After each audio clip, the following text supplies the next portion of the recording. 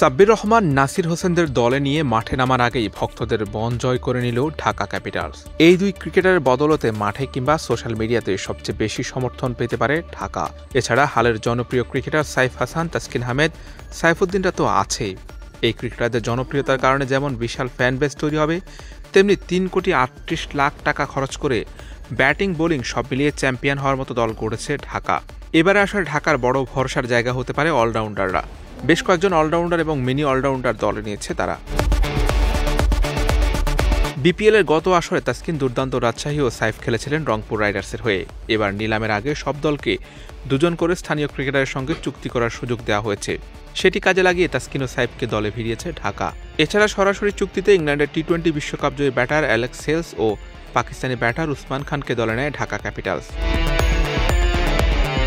গত আসরে ঢাকা ক্যাপিটালসে খেলেছিলেন সাব্বির। তাকে 28 লাখ টাকা এবারও ধরে রেখেছে ফ্র্যাঞ্চাইজিটি। অন্যদিকে একসময় জাতীয় দলে খেলা তারকা ক্রিকেটার নাসিরকে ভিত্তিমূল্য 18 লাখ টাকায় দলে ভিড়িয়ে চমক দিয়েছে Dhaka. Wicket keeper batter Mohammad মিঠুনকে নিয়ে বেশ কাড়াকাড়ি হয়েছে নিলামে। সিলেট, নোয়াখালী ও ঢাকার কাড়াকাড়িতে তার দাম উঠেছে 52 লাখ টাকা। শেষ পর্যন্ত মিঠুনের ঠিকানা হয়েছে ঢাকা। গতবারে রানার্স আপ দলের ক্যাপ্টেন মিঠুনের কাঁধে এবারও উঠতে পারে অধিনায়কত্বের ভার।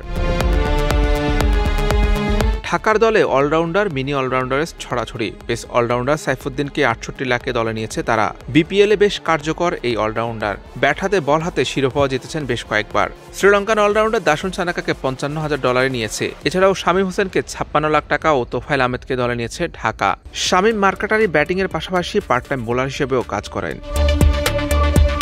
অন্যান্য দলের চেয়ে ঢাকার পেস ইউনিটটা এবার দুর্দান্ত হয়েছে। বাংলাদেশের পেস ইউনিটের নেতা তাসকিন আহমেদ সামলাবেন পেস ইউনিটের দায়িত্ব। তার সঙ্গে আছেন শ্রীলঙ্কান দাসুন সানাকা, সাইফুদ্দিন, তোফায়েল আহমেদ, মারুফ মৃদাদের মতো বোলাররা। অভিজ্ঞ স্পিনার তাইজুল ইসলাম, নাসির হোসেন, শামীম পাটোয়ারিয়া সামলাবেন স্পিন বিভাগের দায়িত্ব। এক নজরে ঢাকার দল: তাসকিন আহমেদ, সাইফ হাসান, উসমান খান, অ্যালেক্স হেলস, শামীম হোসেন পাটোয়ারি, সাইফুদ্দিন, মোহাম্মদ মিঠুন, তাইজুল ইসলাম, সাব্বির রহমান, নাসির হোসেন, তোফায়েল আহমেদ, ইরফান শুক্কুর, আবদুল্লাহ আল মামুন, মারুফ মৃধা, জায়েদুল্লাহ, দাসুন সানাকা, জুবাইরুল্লাহ আকবর।